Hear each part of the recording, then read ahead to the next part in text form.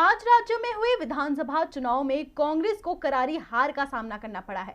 UP की बात करें तो यूपी में कांग्रेस का बेड़ा प्रियंका गांधी ने उठा रखा था। प्रियंका गांधी की कड़ी मेहनत के बावजूद कांग्रेस के बेहद खराब प्रदर्शन रहे।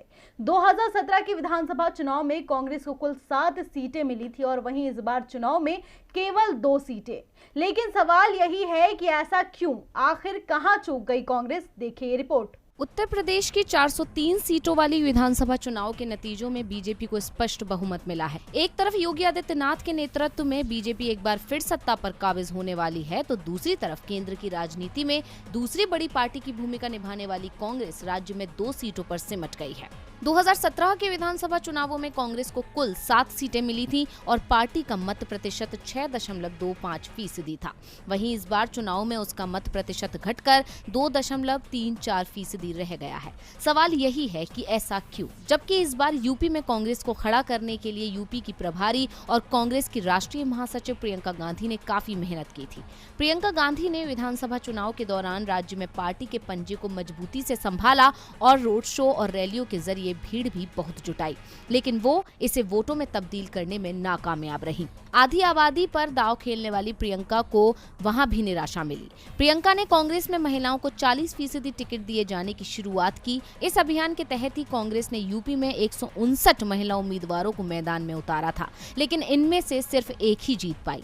एक तरफ जहां बीजेपी धर्म संप्रदाय की सियासत पर जोर दे रही थी, तो प्रियंका इन सारी जड़ताओं को तोड़कर विकास, रोजगार, शिक्षा, स्वास्थ्य जैसे मुद्दों पर लोगों से वोट देने की अपील करती दिखी। लेकिन यूपी की जनता ने न तो महिला सशक्तिकरण की प्रियंका की अपील को सुना और न ही लड़की हूँ लड़ सकती हूँ स्लोगन से प्रभावित हुई। इसका नतीजा ये निकला कि कांग्रेस केवल 2 सीटों पर सिमट कर रह गई है। इसका सबसे बड़ा कारण है कांग्रेस में अंदरूनी कलह। कांग्रेस के राज्य में जो चेहरे थे, जैसे जितिन प्रसाद, आरपीएन सिंह, वो पार्टी से नाराज थे। उन्होंने सोनिया गांधी को पत्र लिखा, राहुल गांधी के पास गए और उन्होंने कहा कि प्रियंका गांधी से बात करो, लेकिन उन्होंने मुलाकात ही नहीं की, जिसके बाद उन लोगों ने पार्टी छोड़ने का फैसला लिया।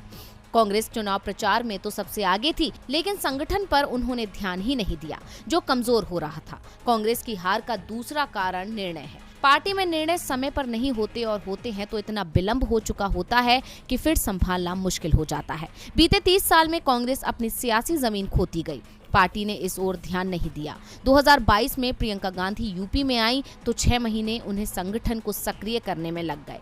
इसके साथ ही कांग्रेस ने ना ही किसी क्षेत्रीय नेता को उभारा और ना ही संगठन या समुदाय का नेता ही किसी को बनाया। ऐसे में प्रियंका ने जो भी क्षेत्रीय मुद्दा उठाया, वो भी कोई ठोस असर नहीं छोड़ पाया।